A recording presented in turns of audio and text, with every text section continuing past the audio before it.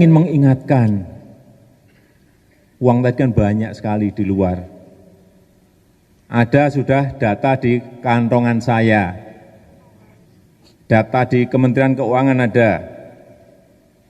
Di situ dihitung ada 11.000 triliun yang disimpan di luar. Di kantong saya beda lagi, lebih banyak. Karena memang sumbernya berbeda. Sumbernya sumber internasional semuanya, tapi berbeda.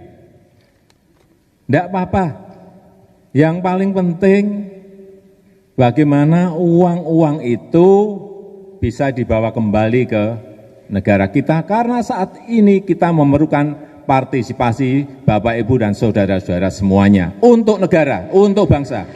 Sahabat semua pasti masih ingat dengan perkataan Presiden tadi, di mana uang 11.000 triliun kita ada di luar negeri, dan itu akan berdampak pada melambatnya pergerakan ekonomi karena tidak berputarnya uang tersebut di Indonesia. Lalu, di akhir video tersebut, Presiden menyatakan yang terpenting adalah bagaimana cara agar 11.000 triliun tadi balik ke Indonesia. Tenang Pak, kita anak muda bangsa pasti kita kasih solusi. Solusi yang pertama, panggil para naga-naga yang memiliki harta triliunan itu ke istana.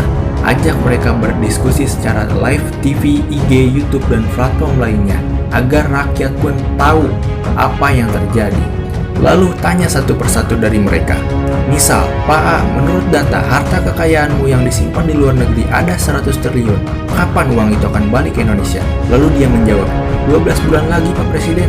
Oh, kalau begitu saya tahan dulu ya paspormu. Gak bisa pergi ke luar negeri dulu ya.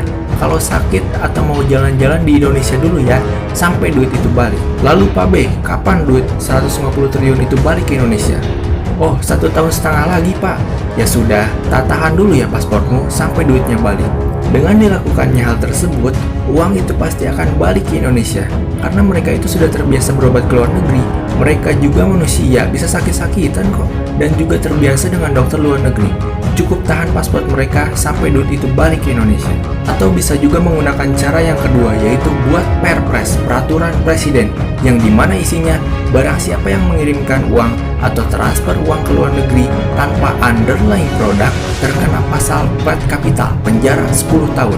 Lalu, mulai dari jam 24.00 bunga bank zero, ada 4.500 deposit kita. Ketika bunga bank mendadak 0%, lalu apa yang mereka lakukan? Mereka pasti tarik uang itu dan invest atau mencari proyek hanya di dalam negeri, karena tidak bisa kirim ke luar negeri.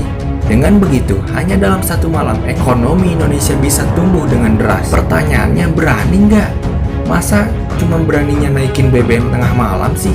Kalau pemerintah kita berani melakukan itu, kita akan memberinya julukan si tampan dan pemberani. Tapi kalau masih tidak berani juga, tunggu kita anak muda bangsa yang akan bermain.